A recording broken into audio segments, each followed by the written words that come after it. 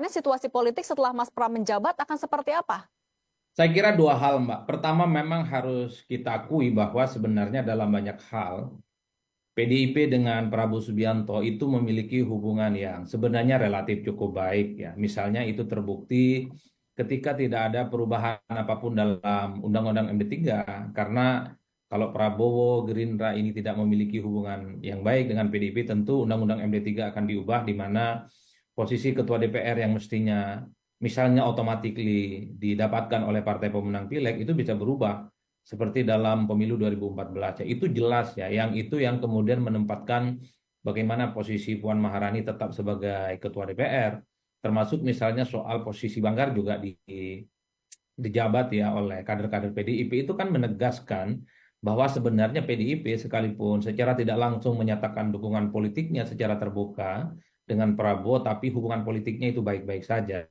PDIP itu kan tak baik-baik saja dengan Pak Jokowi dan keluarga besarnya. Saya kira di situ. Nah, yang kedua memang harus diakui bahwa memang Pak Pramono Anung itu nyaris tidak punya resistensi politik apapun. Dengan Jokowi juga diterima, dengan Prabowo juga diterima.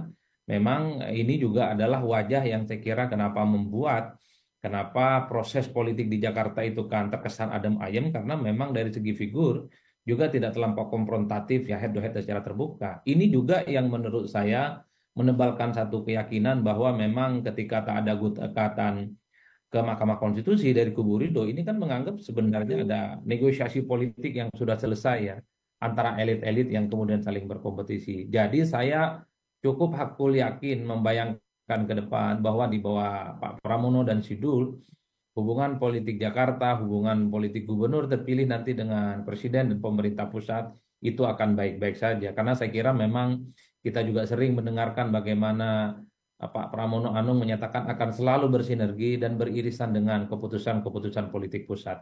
Nah, Jadi Mas ini Adi, tapi bekal. kan itu soal Mas Pram dengan pemerintah pusat. Tapi kalau dengan parlemen nanti DPRD, mengingat ya PDIP akan dalam tanda kutip melawan banyak sekali partai politik lain, itu akan seperti apa dinamikanya? Mulus juga nggak? Kalau saya membaca secara umum, ini titik kuncinya terkait dengan bagaimana dinamika hubungan antara PDIP dengan Gerindra. Bagaimana hubungan PDIP dengan Prabowo Subianto. Kalau ke depan hubungan PDIP dan Prabowo tidak baik-baik saja, maka saya kira Kimplas ini akan menjadi sandungan politik yang tidak main-main. Karena bisa diorkestrasi menjadi oposisi di luar kekuasaan yang cukup kritis, yang bisa merongrong dari luar. Tapi sebaliknya, kalau kemudian Prabowo dengan PDIP baik-baik saja, saya kira Kimplas ini akan memberikan satu support politik yang akan mendukung semua hal yang terkait dengan kebijakan politik yang dilakukan oleh Pak Pramono dan Sidul, Mbak.